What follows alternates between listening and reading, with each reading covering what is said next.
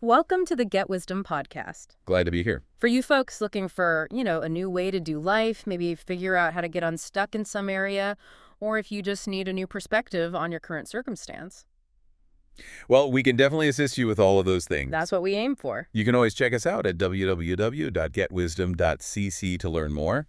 I'm Miranda. And I'm Jay. And today, we'll be taking you through the white paper today by Brent Zeman. It's titled, Understanding the Impact of Emotions on Decision-Making. Yeah, it's a really insightful piece. Our goal really is to provide you with actionable insights from this material, things you can actually use. Absolutely. This paper, it really shines a light on how incredibly influential our emotions are, in practically every decision we make. And it shows us how often they kind of push us toward those, tempting short-term fixes. The quick wins. Exactly. Which, unfortunately, often lead to some pretty significant long-term consequences down the line. Right. And it's not just theory, is it? I mean, it digs into the actual mechanics of how our emotions drive us. And then, maybe most importantly, it offers a practical playbook. Yeah. A real guide. It's like a guide to help us all pause, evaluate what's really going on inside, and, ultimately choose more wisely. It feels like it's about taking back the steering wheel, essentially. That's a great way to put it. So let's jump right into the core idea from Brent's executive summary. You mentioned emotions are powerful navigators. Amazingly powerful. They can inspire us, drive us forward, but sometimes, they can steer us completely off course. Yeah, of course. And the paper highlights how often this leads to those quick, kind of impulsive solutions that end up having significant, lasting repercussions. So this isn't just about making, better choices in the moment. It's about making choices that truly serve our long-term well-being.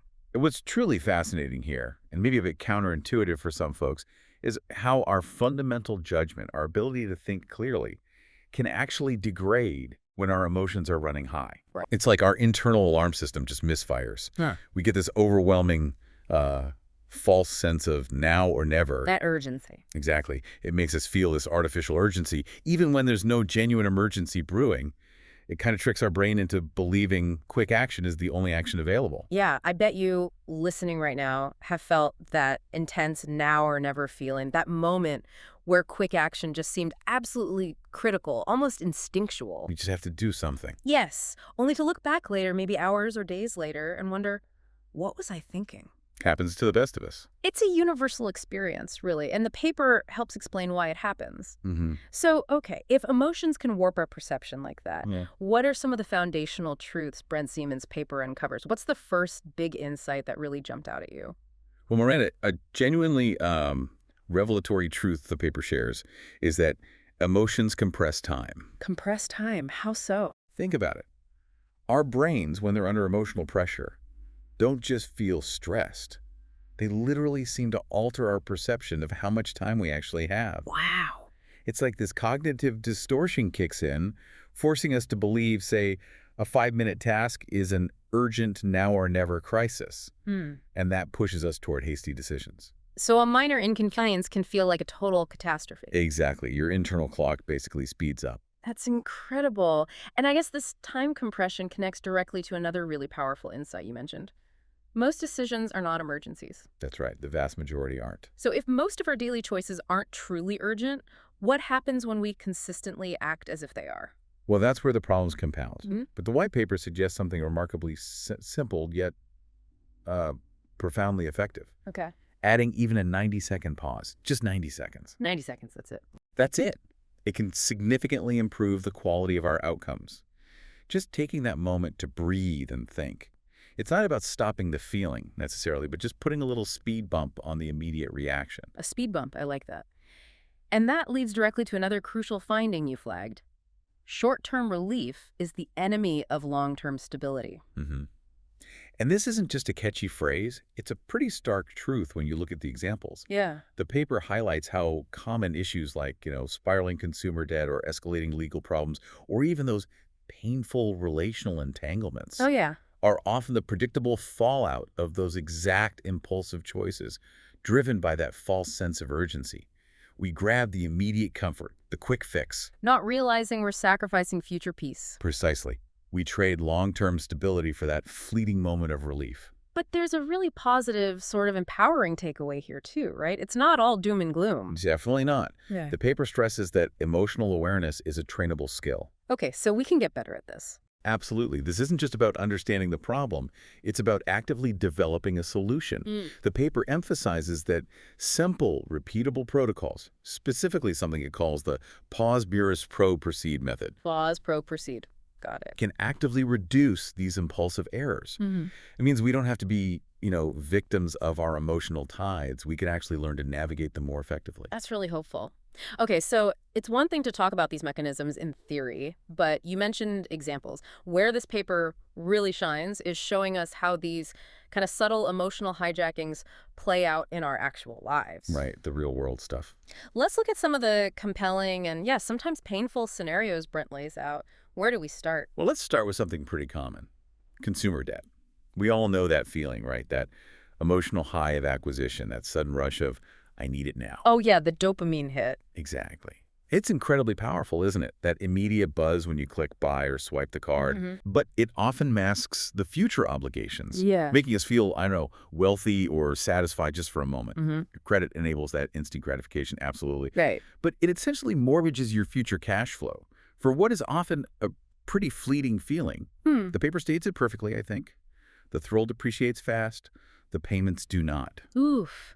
That hits home, a really stark contrast. It is. Then there's the incredibly serious scenario, driving under the influence. Yeah, a critical one. That desire to just get home after maybe having a few drinks, it's presented as a textbook example of a short-term fix. Totally. The immediate convenience versus the catastrophic downside risks the paper mentions. Potential harm to yourself or others. Severe legal consequences that can literally last a lifetime. Huge financial fallout. Yeah. All of that, just to avoid maybe the minor inconvenience or cost of a rideshare or a taxi. The emotional desire for home now completely overpowers any rational assessment of risk. It's chilling when you frame it like that. And finally, there's a really insidious one discussed. Impulsive relationships. That immediate intense connection, that spark, can often completely cloud your risk assessment. You're just caught up in the feeling.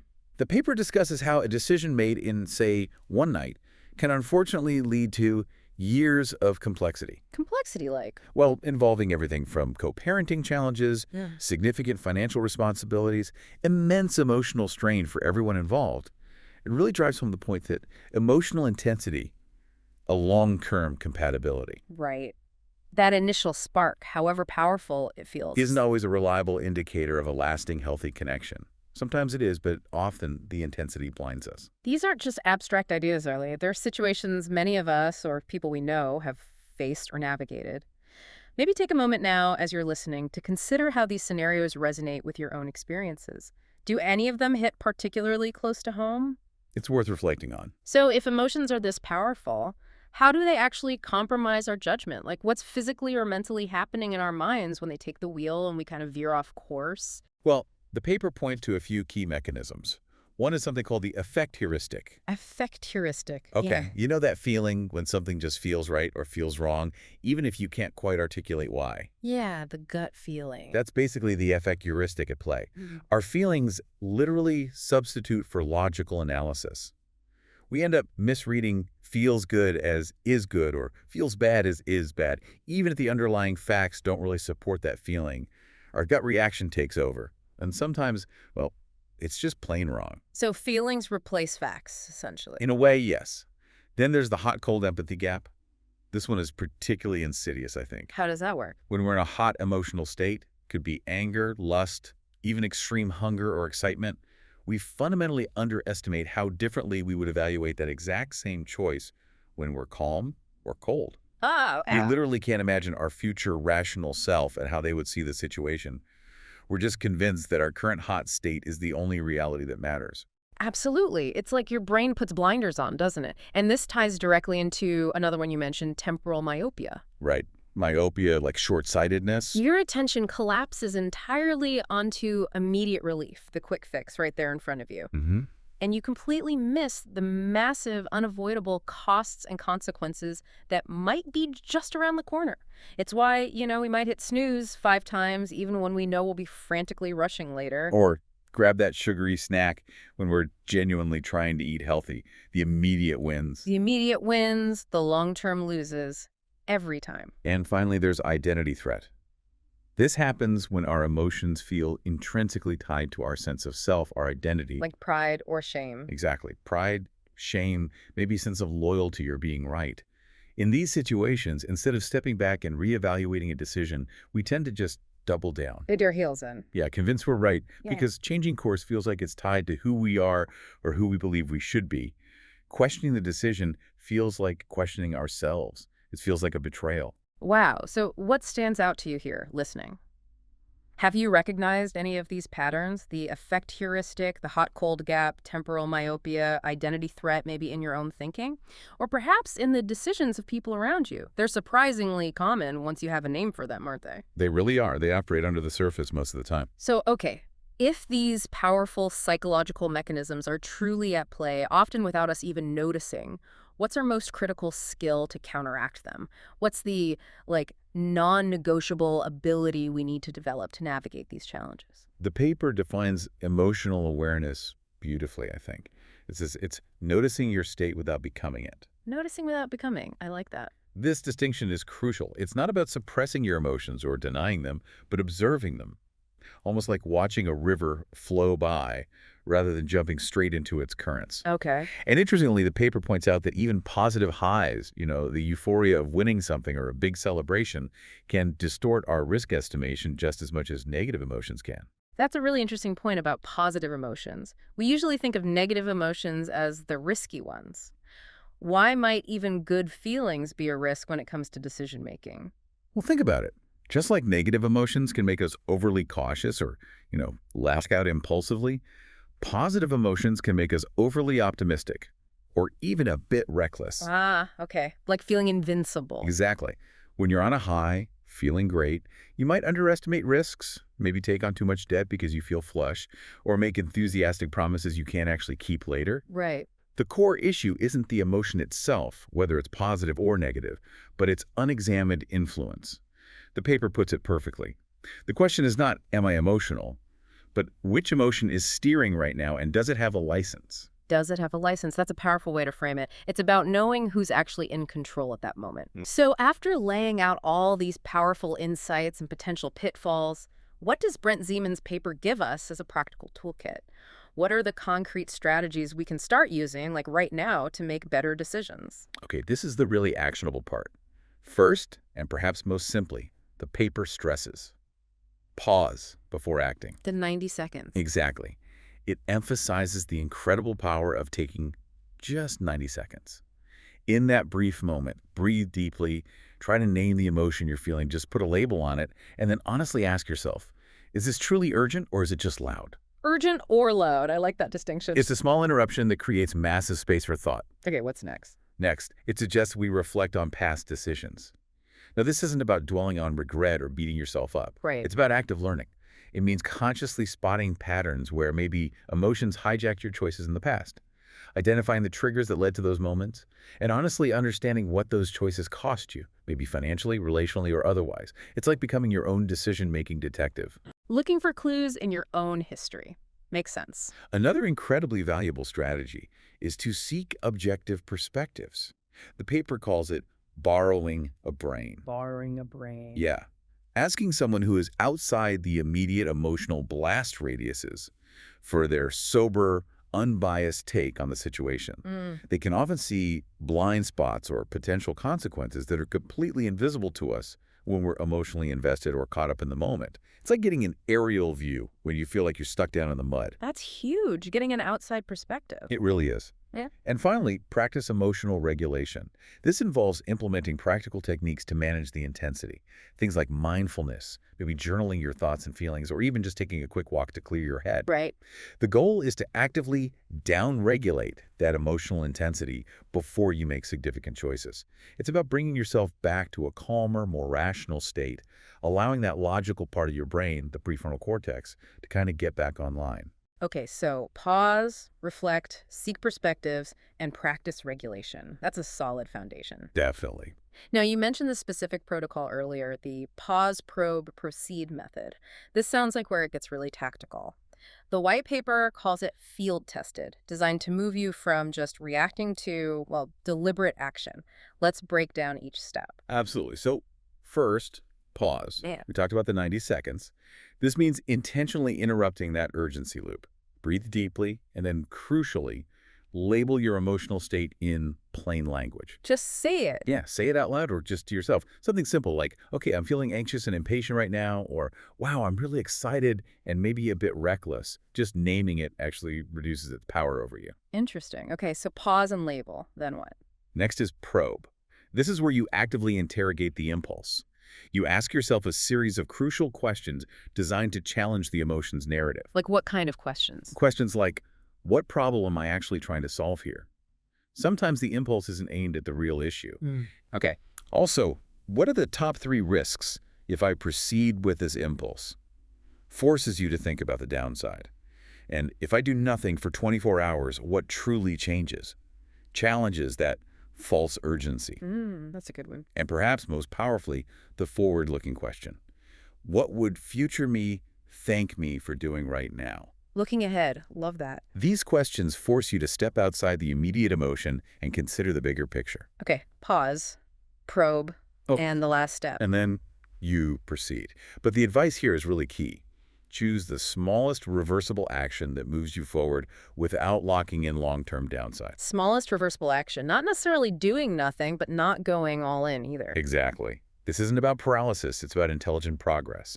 It could mean sleeping on a big purchase instead of buying it impulsively, or calling that ride instead of driving after drinking, or maybe just setting a clear boundary in a difficult conversation, rather than making an immediate, irreversible commitment or saying something harsh. It's about taking a step, but a safe step.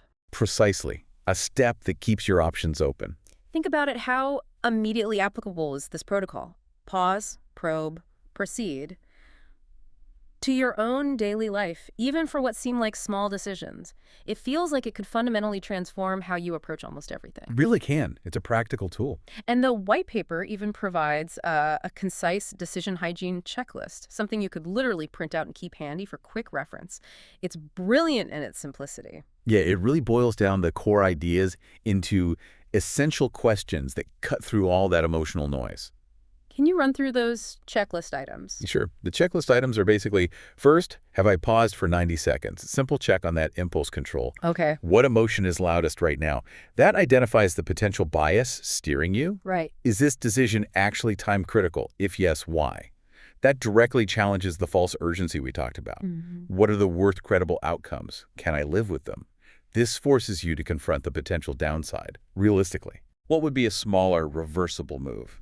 Encouraging that safe, thoughtful progress. Yeah. And finally, have I asked an objective person for a 5-minute view? Bringing in that crucial, external, unbiased perspective. These questions together are incredibly powerful for forcing clarity when things feel murky.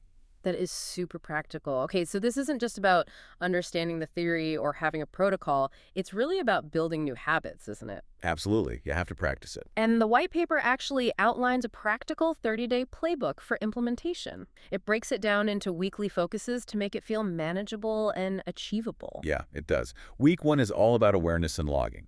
The goal here is simply to track maybe 10 decisions throughout your day or week. Note your emotional state before, during, and after the decision. Note how quickly you made it, and maybe note your satisfaction with it the next day. No judgment, just observation. Exactly. Just collecting crucial data on your own patterns. What triggers you? When are you most impulsive? Okay, week 1, log it. What about week 2? In week 2, you move to protocol reps. This means actively applying the pause, probe, proceed protocol to, say, 3 decisions per day. Could be small ones, could be bigger ones. The emphasis here is on rewarding consistency. Just doing the reps, not necessarily achieving perfection every time. Practice builds the muscle. Makes sense. Practice the protocol. Week 3. Week 3 shifts to a financial and safety focus. So you apply extra scrutiny using the protocol and checklist, specifically to decisions related to money, driving, and maybe important relationships areas that are often highly susceptible to impulsive errors with big consequences. The idea is to default to reversible choices whenever possible in these high-stakes areas. Got it. Extra vigilance there. And week 4? And by week 4, it's audit and adjust. You review the logs you kept in week 1 and your experiences from weeks 2 and 3. You identify your top personal triggers, what situations or emotions most often lead you astray. And then you create proactive pre-commitment rules tailored to you. For example, you might make a personal rule like, no online purchases over $100 without a mandatory 24-hour cooling-off period, or I never discuss sensitive relationship topics when I'm feeling tired or angry. It's about building guardrails before the emotional storm hits. Building your own personalized defense system. I love that. That's the idea. So, okay, we're doing the work, we're practicing.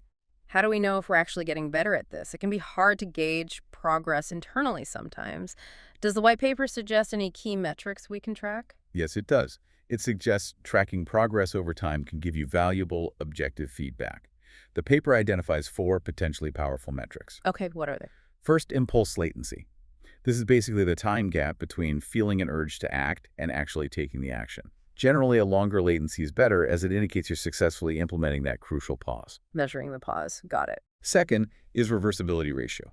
This is the percentage of decisions you made that were still reversible at the moment you committed to them. The goal here is to consciously increase this ratio over time, giving yourself more flexibility and minimizing those irreversible mistakes. Okay, how many decisions left the door open? Exactly. Third, regret rate. This is simply the percentage of decisions you look back on, maybe 24 hours later, and genuinely wish you'd made differently. The objective, of course, is to see this number go down significantly, indicating you're making choices you stand by more often. Less buyer's remorse, essentially. Or decision remorse, yeah. Yeah. And finally, financial drift. This is a more tangible measure. The net change in your discretionary debt or savings over, say, a 30-day period. It's a direct, measurable way to see the real-world financial impact of your improved, more thoughtful decision-making. Wow, those are concrete.